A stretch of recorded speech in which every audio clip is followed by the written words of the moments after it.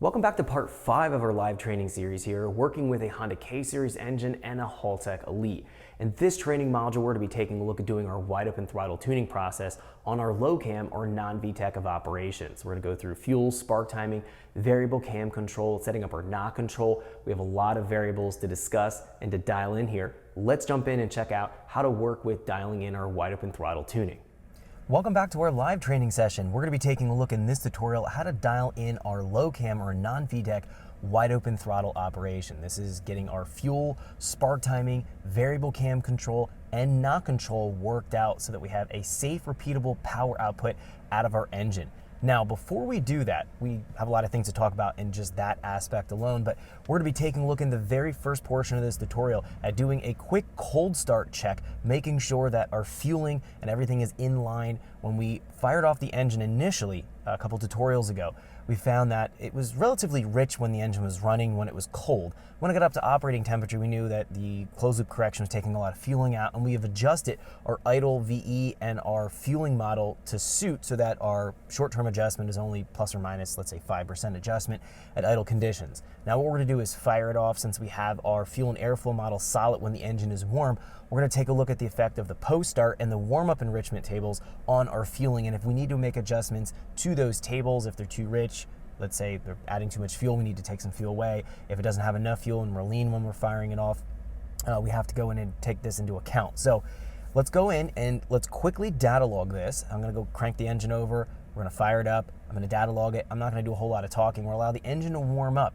and then we'll come back into the tutorial and we'll talk about what adjustments need to be made. Now we're going to be using our closed loop short-term correction to guide us in what we need to update our post-start enrichment and our warm-up enrichment tables by. Now, the one thing I do want to point out is that the AEM X Series wideband takes a little bit of time to come online and start to register and read an actual valid air fuel reading here. So it doesn't give us a reading for about 20-30 seconds. So we can't really evaluate the post-start enrichment table, because at that point we're pretty much going to be dissipated away from post-start and pretty much primarily using our warm-up enrichment or the coolant temp correction, the adjustment to our fueling. So if you wanted to evaluate the post-start, I would recommend to wire the wideband temporarily to a constant power source so the heater circuit can warm up. So you allow it key on, allow that heater circuit to warm up on the sensor for about a minute, then fire off your engine. Then you can see what your air fuel is actually doing when you immediately fire it off and what adjustments, if any, you need to make to your post-start table. So I'm going to go in here right now. I'm connected live with the box. If you take a look right here, coolant temp is showing about 73 degrees, air temp showing about 77. It's approximately 74, 75 ambient temperature in the garage right now. So this is showing about where I expect everything to be in terms of our temperature, but this is putting us into this cold warm-up enrichment type of mode.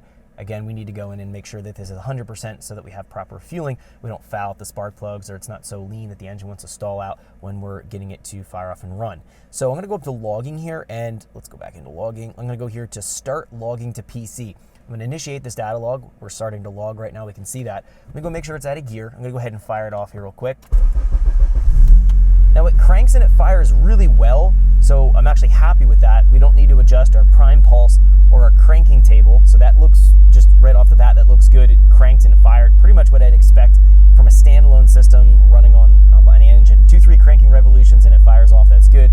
Now again, we can see the wideband surprisingly is coming online right away. It's actually an excellent thing here, so we can actually see what's going on right now. I did not wire the wideband to a constant power source, but it must not have reset when I cranked over the engine, so that's good.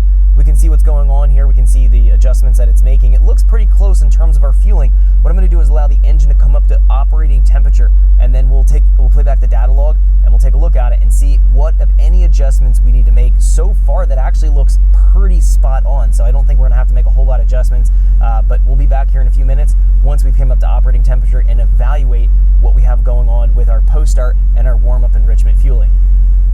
All right, so I ran the engine up to about 180 degrees, and that's where I stopped the data log. And I have the data log open here on screen, so we're gonna go through this and take a look at what adjustments we need to make based on what we found in our data log. So let's jump in here and take a look at our fuel tuning template page here.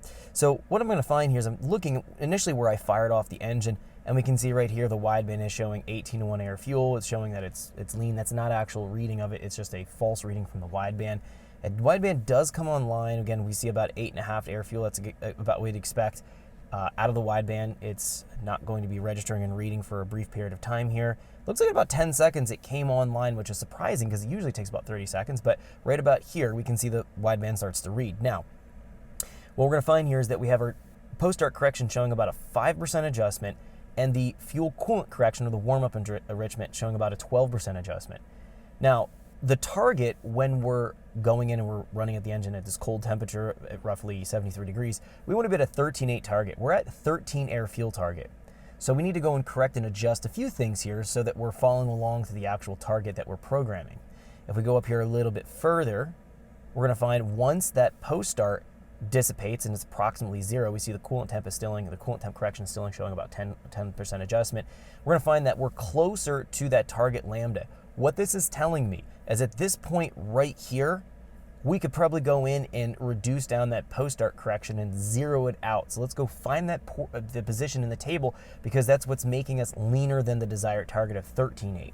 So we'll go in here to our startup fuel. Thanks for checking out our teaser clip. If you want to see the rest of this video and more than 500 hours of current EFI training we have to offer, make sure you click right here. If you want to go and check out more teaser clips from this training course, click here, and you don't want to miss any of the videos we're going to be releasing on this channel, so make sure you subscribe and click here. Thanks for watching, and I'll see you guys later.